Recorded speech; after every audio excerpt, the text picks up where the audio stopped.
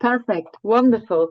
Now, Lyle, you might want to bring up our screen whilst I'm waffling on. So I'm going to collaborate today with Lyle and with Rejoice. We're going to play a little game with you about reclaiming resilience. This has all come out of a CPD unit that I run at BU, and we're going to talk about that a little bit later. But essentially, we're going to share some of the research findings from that unit with you in a more interactive way. So I promise that this won't be just death by PowerPoint. You will play a game with us, and then you're going to have us talking a little bit about the data that we collected, the findings that came out, the themes, and how they would probably resonate across health and social care services at this time. Now, Rejoice, can I ask you to briefly say hello and introduce yourself before we start playing? You're still mute.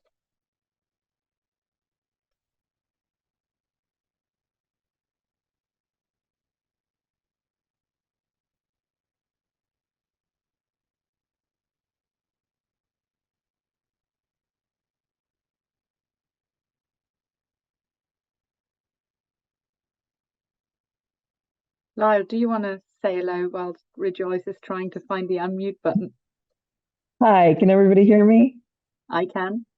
Excellent.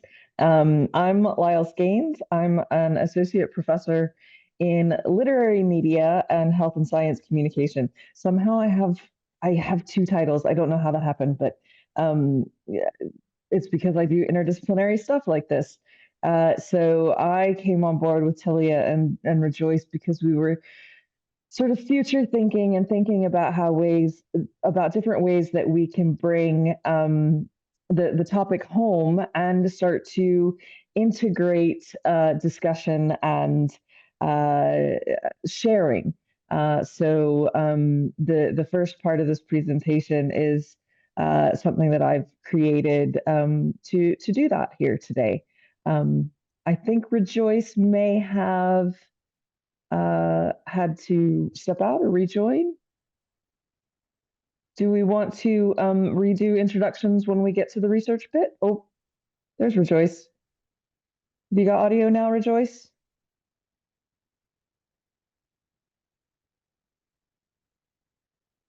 Maybe.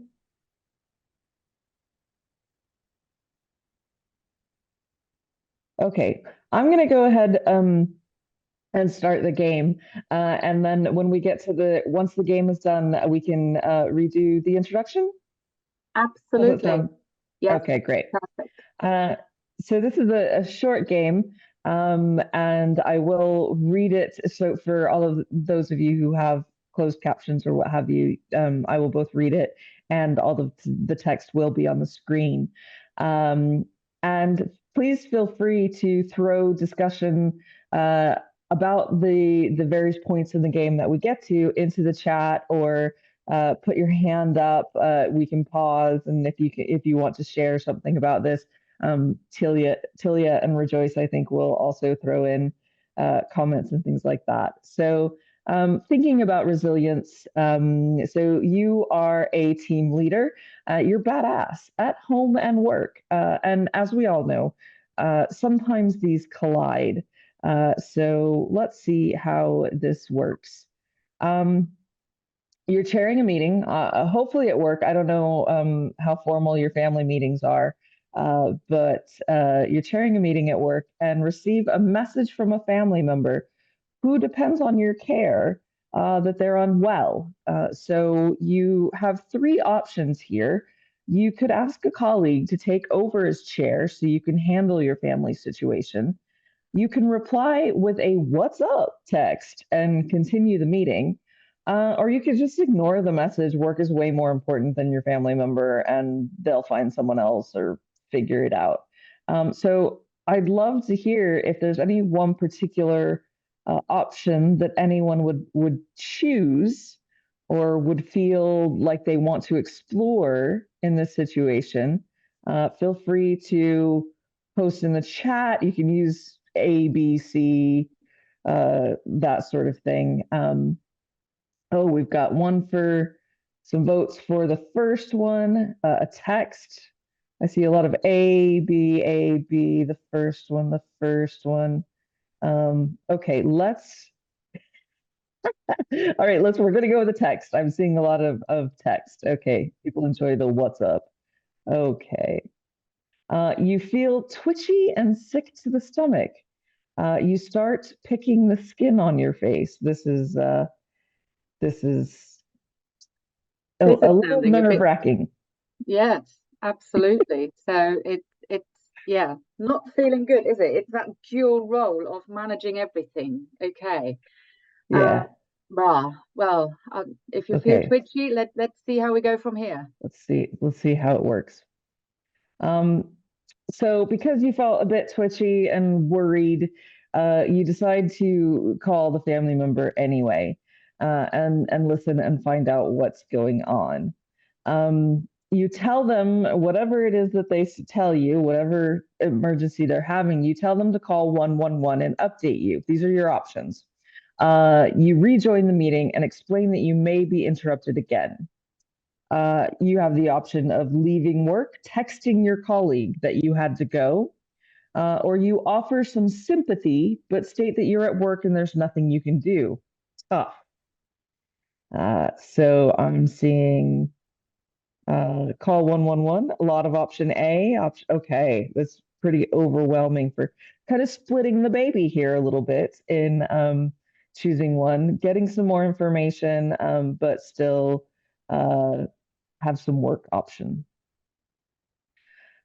Okay, but this is not without stress. You feel yourself welling up, blushing, and struggling to find your words. So your brain is sort of still worried about your family member, even as you return to work. The family member calls back. They spoke to 111, who advised they go to A&E, so they think it's at least urgent. But no ambulance is available for 6 hours. Based on my last experience with A&E, this is a short wait time for an ambulance. Mind. But I do live in the middle of nowhere. So this isn't great for your family member. So you explain to work that you have to go and sort out a medical emergency. So pick the one that feels most like your response, what your response would be. You feel the stares from colleagues. That's okay for some. You imagine they're huffing as you can't get your priorities right. You prepare yourself to get sacked. Your colleagues' smiles and well wishes feel like daggers in your back. You feel sick and a headache is brewing. You prepare yourself to get sacked. You barely notice your colleagues' reactions. In your mind, you'll definitely get sacked for this, and you feel useless, a burden to your colleagues and family. I enjoy the chat that we're updating information about how the services actually work. Um, uh, let's say they spoke to 111 and then tried to call for an ambulance. So we're filling in the gaps here. I'm really glad to see that everyone feels like none of these options fit, because it means that hopefully you're in a moderately healthy workplace or situation and you're feeling resilient that you could get these things done. But if you look at our little avatar there, they're already feeling a bit puny from the load, and so I think their anxiety is starting to get the better of them. So, does anybody feel like exploring one of these options? I think Tilia, what do you most think? people feel that they would just leave and it would be okay. Okay. So, So I think the mildest of these is probably the first one. yeah, let's go with that. Okay, let's go with that. All right, you're on your way to your family member and your manager calls to check in with you. The meeting went well and all is in hand. See, so you were all right. Your manager is on board with you, and family is important. They tell you to focus on family and do some yoga. Headstands will turn your frown upside down. When we wrote this, I didn't mind that line so much, but now it is morning, and I think that that sentiment is overly sappy, but I'm going with it. So your options are: you feel relieved, at least work is sorted. Option two, you, however, hear that you are not wanted or needed at work anymore. Your heart is racing and your vision gets blurry. And option three is you, however, hear that you are not wanted or needed anymore and no one loves you. Life does not feel worth living anymore. You're also healthy. Look at you, option A. You're like, it's cool. I got this. Yeah. All right. Well, let's go with option one then. Let's go with option one. All right. You feel fairly overwhelmed and think that your manager has no idea what real life is like, but you make a mental note to do some yoga. So you're still a bit anxious. You can see our avatar has crunched a bit under the burden of home and work life, but maybe some yoga will bring you back up to your full stature and resilience. So I'm going to move forward into the presentation and turn it over to Tilia. Yes. Thank you all for playing along. Thank you, Lyle, for putting this together. Now, do we have a Rejoice here now? Has Rejoice been able to join again? I can't. Yes, I'm in now. You are there now. Wonderful. Wow. Now let's unpick where some of this data came from, because some of you in the chat said, "Oh, that's all a bit extreme. That's escalated quickly." So let me tell where those responses came from. We listened to stories of practitioners who signed up to our Resilience, Advocacy and Wellbeing unit, a CPD unit that I've been running for the 4th time now, and we actually just finished teaching yesterday for the 4th cohort. The data for this group came from a bunch of people who joined in June 2022. We listened to their stories. We got the ethics to work with the data, with their stories, and share them with you today. And the theme from that unit was very much a reclaiming of resilience. The people wanted to share their stories, but very much claim it back for them. Now, Rejoice, you are going to talk a little bit about why that was important to this group in particular. Yes, thank you, Tilia. Like you mentioned, I think for us, why this was important was that the characteristics of the group, we had women, so it was an all-women cohort. Good. And they were all in a certain phase of their lives, most of them perimenopause, because we're talking about leaders. And most of you would know that for you to get to that role, sometimes it takes a little bit of a time, right? From qualifying to getting into the basics and then getting the promotion. I think it was reflected in our keynote speech. So they were at a stage in their lives where their bodies were also going through changes. And we were also politically, I think it was also mentioned in the keynote, that the external environment at that time people were going through, or just after the COVID-19 pandemic. So a lot of vicarious trauma during that time, as all of them were working in health and social care, which meant that they dealt with a lot of trauma, physical trauma, mental trauma, based on people that they were interacting with or working with. So they still carried a lot of that into the sessions that we had with them. So that kind of gives a background to the characteristics of the group that we had. So that set the context within which the role unit was carried out. Back to you, Tilia. Thank you. And Lyle, could we have the next slide, please? Now that feels like a COVID phrase, doesn't it? Next slide, please. Anyway, so we asked our participants, how does your stress show? How does your trauma show? And they all shared some really quite significant impacts on their physical and their mental health. So their sleep was deprived, they felt emotional, they had heart racing, they were catastrophizing. They were actually masters at catastrophizing. So where some of you were wondering how our little game escalated so quickly, that was their thought processes at the time. So we took the teaching over 3 days for this group, and for some reason they were able to gel really well, share their experiences, and they were very honest about their experiences of stress and bounced off each other. So they actually realized, this is how I am feeling, and this isn't quite right at this stage. This needs to change. So that's where the reclaiming came from very much. And the trauma, the stress at work with the competing demands in their personal life left them very much exhausted and burned out. So we then asked them, how is that impacting on your performance as a woman, as a professional, as a wife, as a mother, as a carer, all of those different competing roles. Joyce, do you want to add anything there?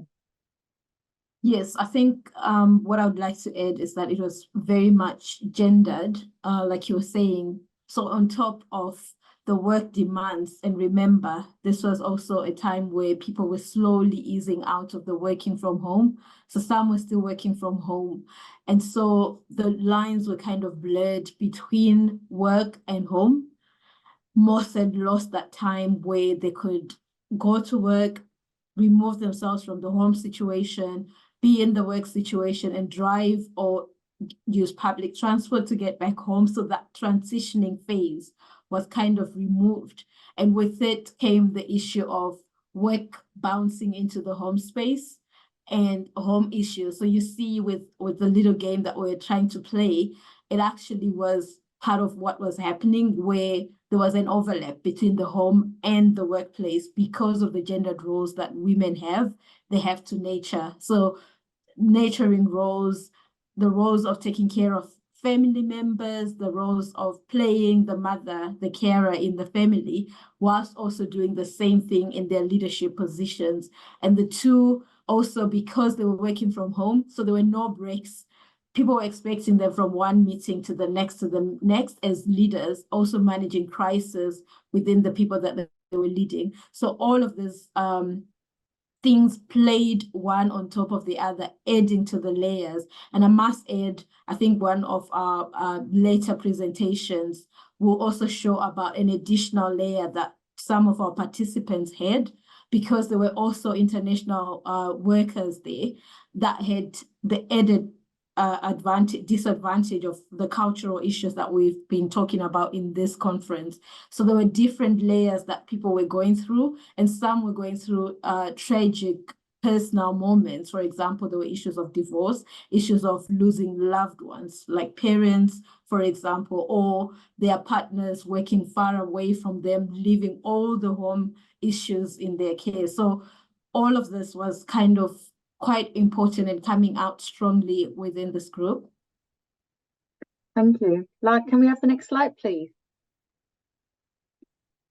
So we looked at the themes that came out of the data, out of the research then from the stories that were shared with us. Blame, shame and distrust very quickly surfaced. And again, the gendered lens was applied. There was an element of distrust applied to our female leaders by others in their organization. They felt that impact on their body, on their mind, and their thought processes. And the thought processes were very clear in our little game, how quickly they escalated, how quickly people were catastrophizing from that stance of feeling not good enough, not being able to fulfill the leadership role. there was a sense of loss of control, and the control was on their own body, on their mind and the thoughts, but also about the work environment. And one of the practitioners or participants shared with us that practicing what is preached was really hard. The right words were often used by their leaders and managers, but unfortunately not necessarily reflected in the behaviors. So coming back to the policies that we very often have in place, those weren't necessarily followed. I'm going to move us on to the next slide, Lyle, if we can. So this is just a little representation of how our participants felt. Actually, they were unicycling on a tightrope whilst juggling, smiling, wearing the mask, and dare not to drop anything, because once you've dropped one thing, they felt they were just not useful in their jobs, in their different roles. It also led to them trying to be in control and overperforming. So they weren't just good leaders, they were excellent leaders, because they put more and more and more work and effort and hours in order to manage their catastrophizing and worrying thoughts.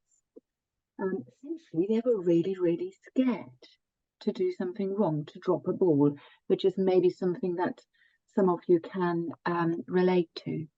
Again, I'm moving us on, so we're hopefully sticking to the time.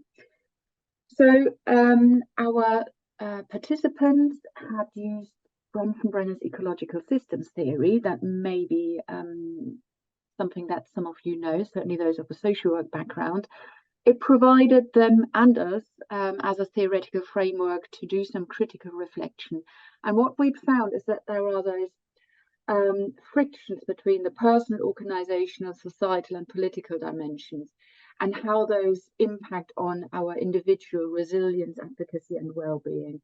Sometimes the pressure is so hard from above and from the sides that it then came out on the individual level, and our practitioners or participants felt that they were failing on various levels, even though they may have only dropped one small ball. If you are interested in hearing some more about this research and go into more detail, we'll put a little link in the chat and on our website, where Rejoice and I take the conversation a bit further in a recorded reflection. And Lyle, can we have the next slide, please? So what our participants shared with us was that recipe for performance. And yes, we've chosen the 3 wise women or witches, with the view that our participants were women of a certain age, and they had the knowledge, but were they always listened to? That's probably a different story and maybe a different presentation. But trust and open communication were shared as the main recipe for performance. They felt that their resilience was significantly impacted by organizational cultures, and they were wondering how they could change that. Even as leaders, they felt they had a limited ability to influence cultures. So advocacy towards themselves and then for others increased their performance, and they were hoping to get the best and the most out of themselves, their staff, to then have good outcomes for service users, patients, or actually the people that they served. Well-being was very much managed by a balance between home and work, and our participants felt that flexible working arrangements supported that, because they had that duality of role. And that was my little timer telling us that we're already at time. So let's quickly jump to our recommendations that came out from our group of participants. They felt that professional safety nets were what's needed. To achieve those, they were suggesting that compassionate organizational structures would support that and enable staff to be in control of thoughts and feelings and workload. That probably resonates with what Colin said earlier about organizational cultures and what Mel said about compassionate leadership. So I think our participants were on the right track there, and they certainly went off to create those professional safety nets. So, Orlando, were there any questions in the chat that we need to answer? Any comments there? There's some comments. There was an interesting comment from someone to say it would be interesting to compare before and after COVID and whether anything has shifted. And also one around, we're working in a caring profession. If we can't look after ourselves and our family, then we won't be able to care for others. So I think that's both of those points are quite interesting. Absolutely, and it certainly was a theme that came out of all of the cohorts that need to look after themselves, and I think that was one of the main drivers for our participants to actually join the resilience unit, to learn about resilience, advocacy, and well-being for themselves, to then use it in their leadership role. So it was very interesting that those people who had joined were very much at times feeling that we're very close to burnout. That's interesting, Tilia. We've also got a question from Mark. What is meant by the term safety net, and what did this mean to the participants? Well, actually, that is something that I'm going to take forward in my next part of my research for my PhD, to create professional safety nets. They felt a professional safety net was, compassionate organizational cultures, being able to come to work and say, actually, I'm not at my 100%, and having colleagues who feel this is okay, we've got you. So a shared understanding of we can all sometimes not have our best day. Okay, so I think we are now at the time when we're going to have a little break. So I will put up our little screen, so you know when you have to be back. We've got a 15-minute break until Tilia will talk about cultural change and integration of international staff in healthcare services. So I hope that you will use the time wisely and top up your cup with whatever you need. And then we'll see you in 15 minutes. We'll start promptly at 11 with Tilia talking about her experiences and research. Thank you all. See you shortly.